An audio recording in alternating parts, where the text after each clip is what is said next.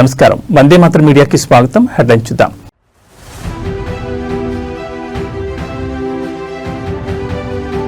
తెలంగాణ పంచాయతీ ఎన్నికలకు షెడ్యూల్ విడుదల. డిసెంబర్ 11, 14, 17 తేదీల్లో 3 విడతల్లో పోలింగ్.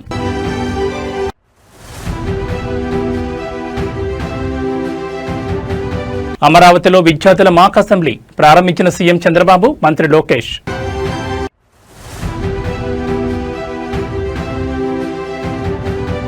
ముంబై ఉగ్ర మారణ హోమానికి 17 ఏళ్లు. 26/11 నాడు ప్రాణాలు కోల్పోయిన 166 మందికి దేశం నివాళి. ఇక డీటెయిల్స్ చూస్తే తెలంగాణ రాష్ట్రంలో పంచాయతీ ఎన్నికలకు సంబంధించి రాష్ట్ర ఎన్నికల సంఘం కీలక నోటిఫికేషన్ విడుదల చేసింది. ఈ మేరకు రాష్ట్రంలోని గ్రామ పంచాయతీలకు ఎన్నికల నగారా మోగింది. ఎన్నికల సంఘం కమిషనర్ వెల్లడించిన వివరాల ప్రకారం ఈ ఎన్నికలు మొత్తం 3 విడతల్లో జరగనున్నాయి. తొలి విడత డిసెంబర్ 11వ తేదీ, రెండో విడత డిసెంబర్ 14వ తేదీ, మూడో విడత డిసెంబర్ 17వ తేదీన పోలింగ్ నిర్వహించనున్నారు. నామినేషన్ల దాఖలు ప్రక్రియ తేదీలు కూడా ఖరారయ్యాయి. మొదటి విడత నామినేషన్లు నవంబర్ 27వ తేదీ నుంచి మొదలవుతాయి. రెండో విడత నామినేషన్లు నవంబర్ 30వ తేదీ నుండి, మూడో విడత నామినేషన్లు డిసెంబర్ 3వ తేదీ నుంచి ప్రారంభమవుతాయి. అన్ని జిల్లాల్లోని పంచాయతీల్లో కలిపి మొత్తం 17.087% బీసీ రిజర్వేషన్లు ఉన్నట్లుగా రాష్ట్ర ఎన్నికల సంఘం నివేదికలో స్పష్టం చేసింది.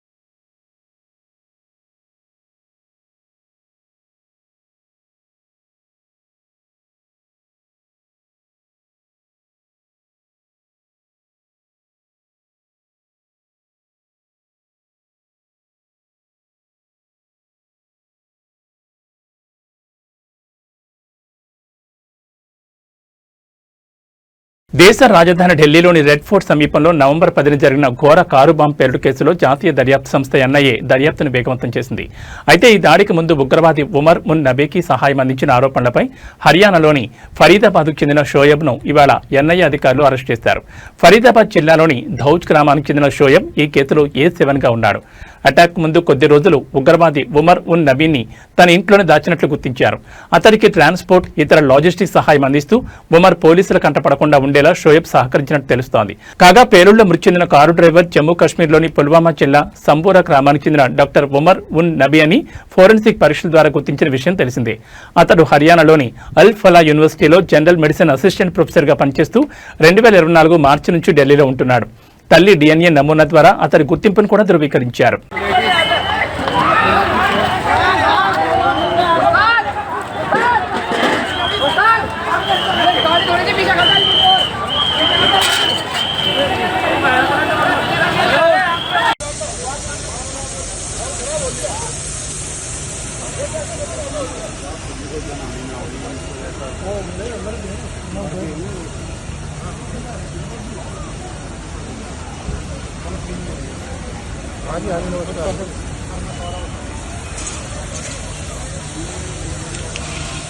ఆంధ్రప్రదేశ్లో విదేశీ పెట్టుబడులు, ఎన్ఆర్ఐలతో సంబంధాలను బలపరచుకోవడమే లక్ష్యంగా ఐటీ ఎలక్ట్రానిక్స్ శాఖ మంత్రి నారా లోకేష్ USA 2.0 టూర్కు సన్నద్ధమవుతున్నారు. డిసెంబర్ 6న మంత్రి లోకేష్ శంషాబాద్ ఇంటర్నేషనల్ ఎయిర్పోర్ట్ నుంచి డల్లాస్కు చేరుకుంటారు. అక్కడ ఎన్ఆర్ఐలతో ప్రాథమిక భేటీలు నిర్వహిస్తారు. డిసెంబర్ 7న టెక్సాస్లోని గార్లాండ్ నగరంలో భారీ బహిరంగ సభ నిర్వహించనున్నారు.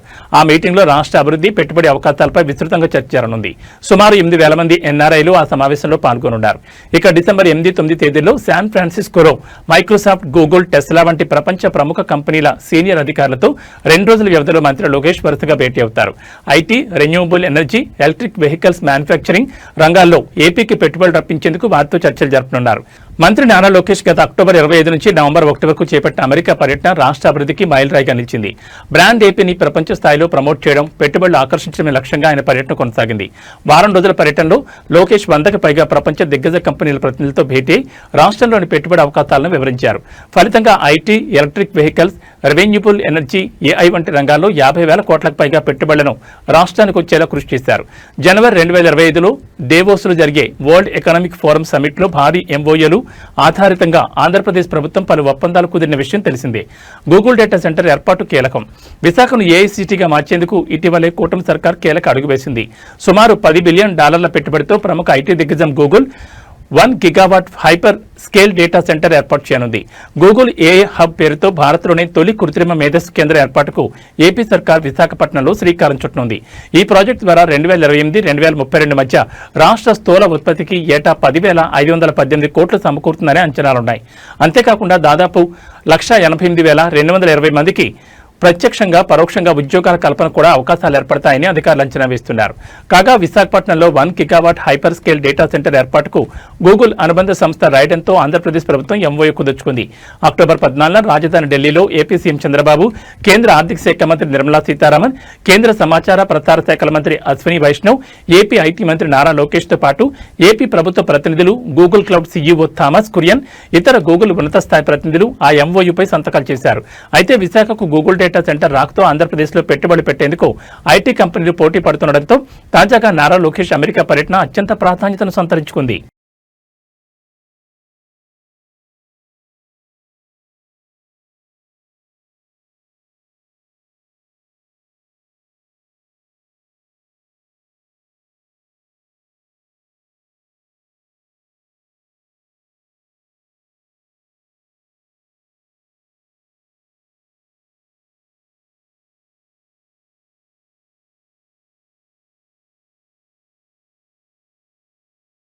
అమరావతిలో విద్యార్థుల కోసం పాఠశాల విద్యాశాఖ ఆధ్వర్యంలో నిర్వహిస్తున్న మాక్ అసెంబ్లీ ప్రారంభమైంది. పరీక్షల నిర్వహణ ద్వారా మాక్ అసెంబ్లీకి విద్యార్థులను ఇటీవల ఎంపిక చేశారు. రాజ్యాంగ దినోత్సవాన్ని పురస్కరించుకుని ఏపీ అసెంబ్లీ ప్రాంగణంలో మాక్ అసెంబ్లీని ఈరోజు నిర్వహిస్తున్నారు. సీఎం చంద్రబాబు నాయుడు, మంత్రి నారా లోకేష్ తో పాటు ఇతర మంత్రులు మాక్ అసెంబ్లీని దగ్గరను చూస్తున్నారు. ఉదయం 9:30 గంటల సమయంలో ప్రారంభమైన మాక్ అసెంబ్లీలో కోడూరు ఎమ్మెల్యేగా ప్రాతినిధ్యం వహిస్తున్న లోకేశ్వరరెడ్డి స్వాతిని అసెంబ్లీ స్పీకర్ గా ప్రతిపాదిస్తున్నట్లు ప్రకటించడం ఆకట్టుకుంది. Tadepalli MLA P ఆంజనేయుల్ Kumar అభ్యర్థిత్వాన్ని బలపరిచారు. అలా స్వామి స్పీకర్ గా ఏకగ్రీవంగా ఎన్నికైనట్లు ప్రకటించారు. అధికార పక్ష ప్రతిపక్ష నేతలు కలిసి స్పీకర్ ను సభావేదిక వద్దకు ఆహ్వానించడం అందరినీ అబ్బురపరిచింది.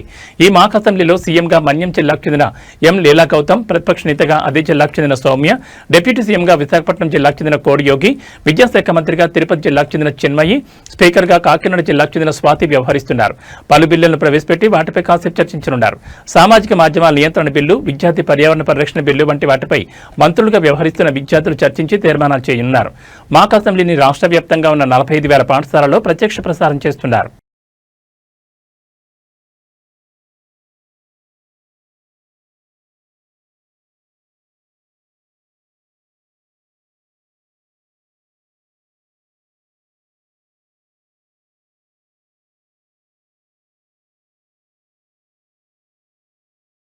గత కొద్ది నెలలుగా తిరుమల తిరుపతిలో చిరుతపులుల సంచారం పెరిగిపోతోంది. నిత్యం ప్రజావాసాల్లోకి వస్తున్న చిరుతపులులు వీధి కుక్కలు, పశువులు, ఇతర జంతువులపై దాడులు చేస్తున్నాయి. ఈ సంఘటనలకు సంబంధించిన దృశ్యాలు సీసీ కెమెరాలో రికార్డు కావడంతో షాకింగ్ ఘటనలు వెలుగులోకి వస్తున్నాయి. తాజాగా మరోసారి తిరుపతిలో చిరుత సంచారం కలకలంగా మారింది. శ్రీ వెంకటేశ్వర విశ్వవిద్యాలయం క్యాంపస్లో చిరుతపులి ప్రత్యక్షమవడంతో స్థానికులు, విద్యార్థులు తీవ్ర భయాందోళనకు గురయ్యారు. క్యాంపస్లోని ఎంప్లాయీస్ క్వార్టర్స్ సమీపంలో ఉన్న నాటుకోళ్ల షెడ్డుపై రాత్రి సమయంలో చిరుత దాడి చేసింది. ఈ ఘటనకు సంబంధించిన దృశ్యాలు సమీపంలోని సీసీటీవీ కెమెరాలో స్పష్టంగా రికార్డ్ అయ్యాయి. దీంతో క్యాంపస్ పరిసర ప్రాంతాల్లో ప్రజల్లో తీవ్ర ఉద్రిక్తత నెలకొంది. చిరుత సంచారం దృష్టిలో ఉంచుకుని అధికారులు తక్షణమే అప్రమత్తమయ్యారు. ఎలాంటి అవాంఛనీయ సంఘటనలు జరగకుండా జాగ్రత్తలు తీసుకుంటున్నారు. ఈ మేరకు రాత్రి 7 గంటల నుంచి ఉదయం 7 గంటల వరకు క్యాంపస్ రోడ్లపై ప్రయాణాలను తాత్కాలికంగా నిషేధించారు. విద్యార్థులు, ఉద్యోగులు రాత్రి వేళలో ఒంటరిగా బయట తిరగొద్దని, జాగ్రత్తగా ఉండాలని సూచించారు. అటవీశాఖ అధికారులు చిరుతను పట్టుకునేందుకు అవసరమైన చర్యలు ప్రారంభించారు.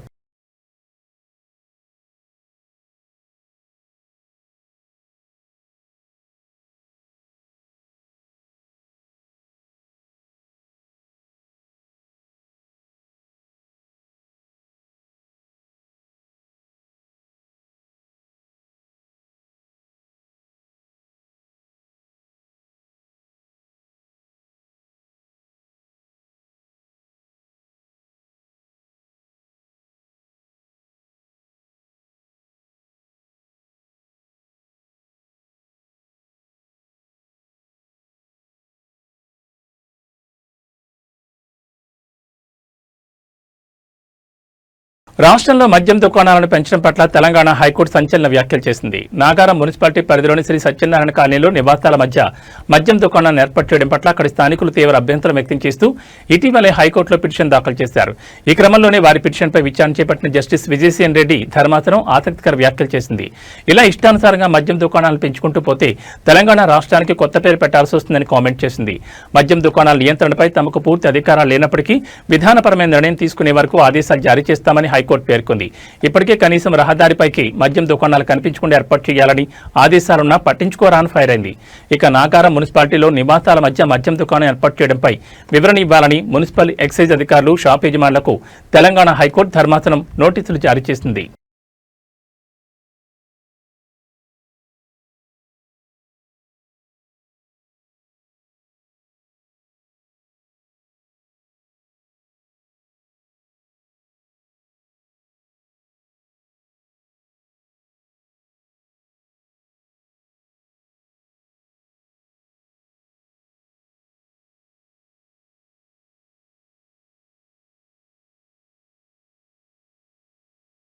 బీసీలకు 42% రిజర్వేషన్లు ఇచ్చేందుకు ముఖ్యమంత్రి రేవంత్ రెడ్డి నాయకత్వంలో చేయని ప్రయత్నం అంటూ లేదని పీసీసీ చీఫ్ మహేష్ కుమార్ గౌడ్ అన్నారు.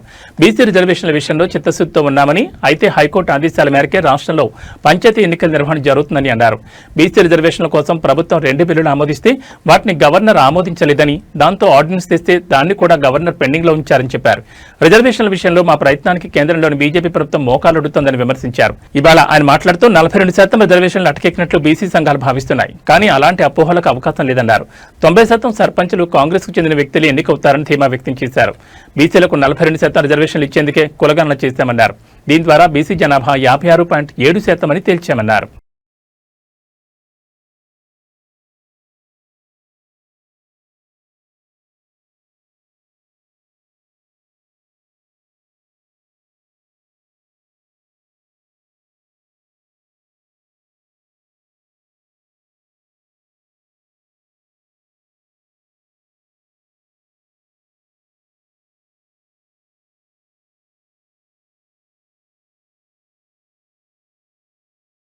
భారత చరిత్రలో అత్యంత చీకటి అధ్యాయాల్లో ఒకటైన ముంబై ఉగ్రదాడి జరిగి నేటికి సరిగ్గా 17 ఏళ్లు పూర్తయింది. 2008 నవంబర్ 26న జరిగి ఈ దాడి ప్రపంచ ఉగ్రవాద దాడుల్లోని అత్యంత ఘోరమైన ఘటనగా నిలిచిన ఈ మారణహోమం దేశ వాణిజ్య రాజధాని ముంబైని 4 రోజుల పాటు భీతావహ వాతావరణంలోకి నెట్టేసింది. ఈ దాడుల్లో అమాయక ప్రజలు, భద్రతా సిబ్బంది సహా 166 మంది ప్రాణాలు కోల్పోగా 300 మందికి పైగా గాయపడ్డారు. ఈ రోజున ఆ దాడిలో అసువులు బాసిన వీరులకు, సాధారణ పౌరులకు యావత్ దేశం నివాళులర్పిస్తోంది. పాకిస్తాన్కు చెందిన లష్కర్-ఏ-తోయిబా ఉగ్రవాద సంస్థకు చెందిన అజ్మల్ కసబ్ సహా 10 మంది ముష్కర్లు కరాచీ రేవు నుంచి అరేబియా సముద్రం గుండా పడవలో ముంబైలోకి చొరబడ్డారు. వీరు అత్యంత వ్యూహాత్మకంగా నగరంలోని ముఖ్యమైన కేంద్రాలైన Taj Mahal palace hotel, Oberoi Trident, Chhatrapati Shivaji Maharaj terminal, Leopold cafe వంటి ప్రాంతాల్లో ఏకకాలంలో దాడులు చేశారు. ఈ ఉగ్రవాదులు కేవలం మారణకాండనే కాకుండా హోటళ్లను స్వాధీనం చేసుకుని బందీలుగా ఉంచుకుని భద్రతా దళాలపై పోరాడారు. భద్రతా దళాల వీరోచిత పోరాటం ఫలితంగా కసబ్ను సజీవంగా పట్టుకోవడం జరిగింది. ఇది పాకిస్తాన్ ఉగ్రవాద పాత్రకు తిరుగులేని సాక్ష్యంగా నిలిచింది.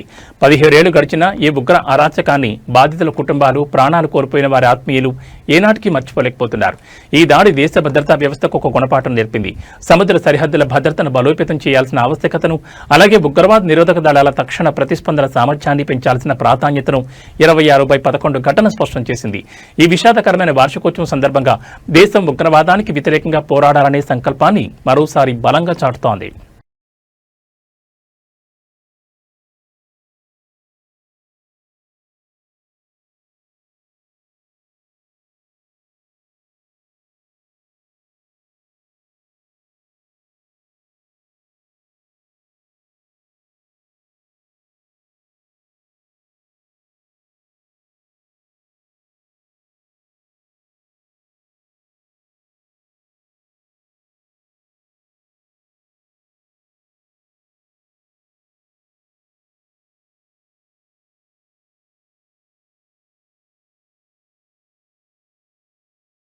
ఇక వాతావరణ విషయానికి వస్తే ఆగ్నేయ బంగాళాఖాతంలో ఏర్పడిన తీవ్ర వాయుగుండం మరికొన్ని గంటల్లో తుఫాన్గా బలపడే అవకాశం ఉంది. ఇక నైరుతి బంగాళాఖాతంలో మరో అల్పపీడనం సెన్యార్ తుఫాన్గా రూపాంతరం చెందడంతో భారత వాతావరణ శాఖ తీవ్ర హెచ్చరికలు జారీ చేసింది. అయితే మలక్కా జల సమూహం దక్షిణ అండమాన్ సముద్రానికి సమీపంలో ఏర్పడిన తుఫాన్ దక్షిణ తూర్పు బంగాళాఖాతంలోకి మారి తీవ్రంగా బలపడుతోంది. దీంతో ఈ నెల 29 నుంచి కోస్తాంధ్ర పరిధిలోని శ్రీకాకుళం, విజయనగరం, విశాఖపట్నం, కాకినాడ ప్రాంతాల్లో మోస్తరు నుంచి అతి భారీ వర్షాలు కురిసే అవకాశం ఉందని వాతావరణ శాఖ పేర్కొంది. ఇక ఈ నెల 26 నుంచి 29 వరకు అండమాన్ నికోబార్ దీవులు, తమిళనాడు, కేరళ, ఆంధ్రప్రదేశ్, ఒడిశా, పశ్చిమ బెంగాల్లో భారీ నుంచి అతి భారీ వర్షాలు పడే అవకాశం ఉన్నట్లు ఐఎండీ తెలిపింది.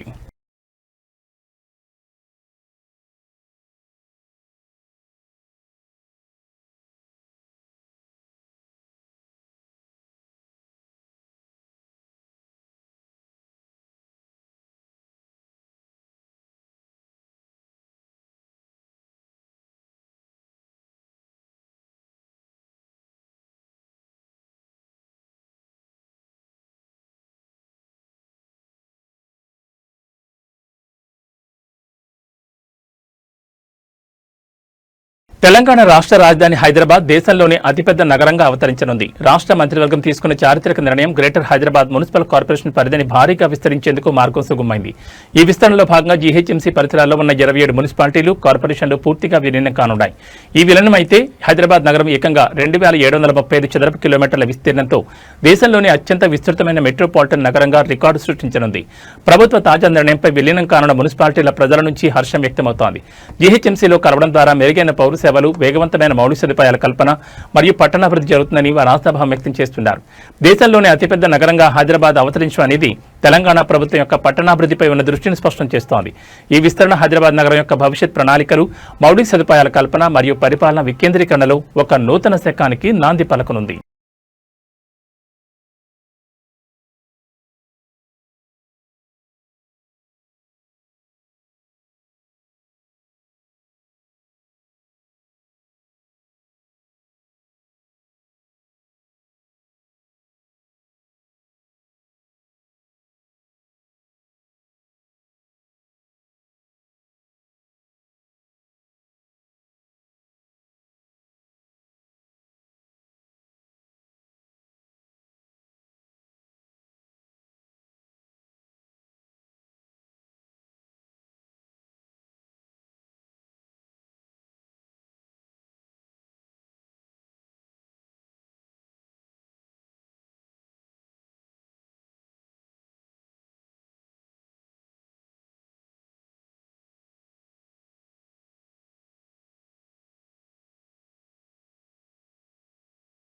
ఇవి బులెటిన్ విశేషాలు. మరో బులెటిన్లో మళ్ళీ కలుసుకుందాం. నమస్కారం.